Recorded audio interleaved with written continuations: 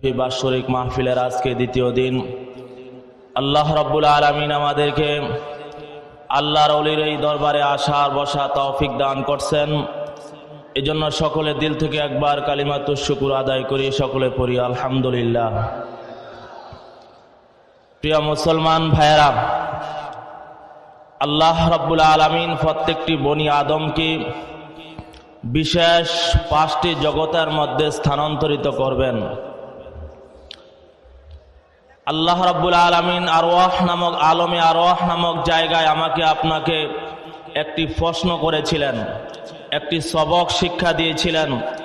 সেই সবক যদি আমরা দুনিয়ার মধ্যে বাস্তবায়ন না করি তাহলে অবশ্যই কবর জগতে আমাদেরকে সেই সবকের জন্য আমাকে পাকড়াও হতে হবে। আমার বন্ধুগণ, আল্লাহ রাব্বুল আলামিন হযরতে আদম সফিউল্লাহ কে বানাবার পর তার পৃষ্ঠদেশে 2বার হাত রাখলেন। একবার হাত রাখার পরে সমস্ত ঈমানদারের আত্মাগুলিকে ফিফিলিকার শুরুতে ছিনিয়ে এনে আল্লাহ পাকের সামনে রেখে দিলেন।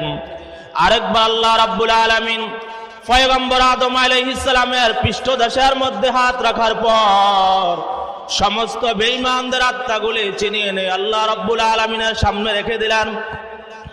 এবার রূহের জগতে আল্লাহ রাব্বুল আলামিন সমস্ত আত্মাগুলোকে সম্বোধন করে বললেন, আলাস্তু বিরব্বিকুম, হে রূহ জগতের আত্মাগুলা, আমি কি তোমাদের রব নই?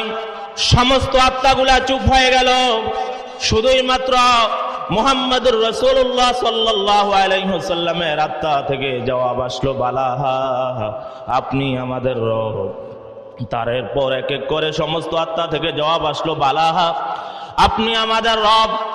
আল্লাহ রাব্বুল আলামিন এবার বলেন, হে রূহ জগতের আত্মাগুলা, তোমাদেরকে আমি এই রূহের জগৎ থেকে স্থানান্তরিত করে আলমে বুতুন মায়ের পেটের জগতের মধ্যে আনবো।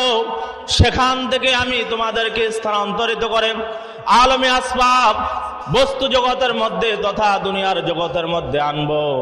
সেখানে এসে তুমি আল্লাহকে ব্যক্তি জীবনে রব বলে স্বীকার করো কিনা, পারিবারিক জীবনে আল্লাহকে রব বলে স্বীকার করো কিনা, সামাজিক জীবনে আল্লাহকে রব বলে স্বীকার করো কিনা, রাষ্ট্রীয় জীবনে আল্লাহকে তুমি রব বলে স্বীকার করো কিনা। দুনিয়ার মধ্যে যদি তুমি আল্লাহকে রব বলে স্বীকার করো তাহলে আলমে বরজখ তথা কবর জগতে আল্লাহকে রব বলে স্বীকার করতে পারবে। আর যদি দুনিয়ার মধ্যে ব্যক্তি জীবনে আল্লাহকে রব বলে স্বীকার না করা, পারিবারিক জীবনে আল্লাহকে রব বলে স্বীকার না করা, সামাজিক জীবনে আল্লাহকে রব বলে স্বীকার না করো, রাষ্ট্রীয় জীবনে আল্লাহকে রব বলে স্বীকার না করো, তাহলে অবশ্যই অবশ্যই কবর জগতে আল্লাহকে রব বলে তুমি স্বীকার করতে পারবে না। এই জন্য আমার বন্ধুগণ, যখন মানুষ কবর জগতের মধ্যে চলে যাবে, মুনকার নাকির প্রত্যেকটি বনি আদমকে প্রশ্ন করবেন, মার রব্বুকা।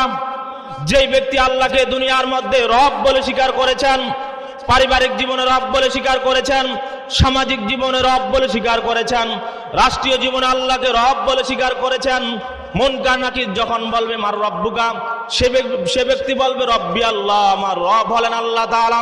তাকে জিজ্ঞাসা করা হবে আমা দীনুকা, সে ব্যক্তি বলবে দীনি আল ইসলাম, আমার ধর্ম হলো ইসলাম।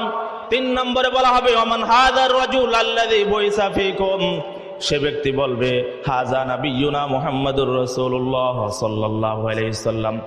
তাহলে যেই ব্যক্তি দুনিয়ার মধ্যে আল্লাহকে রব বলে স্বীকার করলো, সেই ব্যক্তি দুনিয়ার মধ্যে আল্লাহকে ব্যক্তি জীবনে রব মানলো, সামাজিক জীবনে রব মানলো, রাষ্ট্রীয় জীবনে রব মানলো, কবর জগতের মধ্যে অবশ্যই সে মুনকার নাকিরের প্রত্যেকটি সওয়ালের জবাব দিতে পারবে।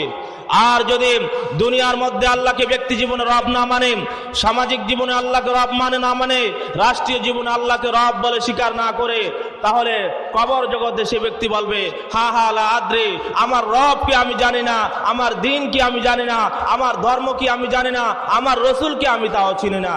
এজন্য এই দুনিয়ার মধ্যে ব্যক্তি জীবনে, সামাজিক জীবনে, রাষ্ট্রীয় জীবনে আল্লাহকে রব বলে স্বীকার করার তৌফিক দান করুন।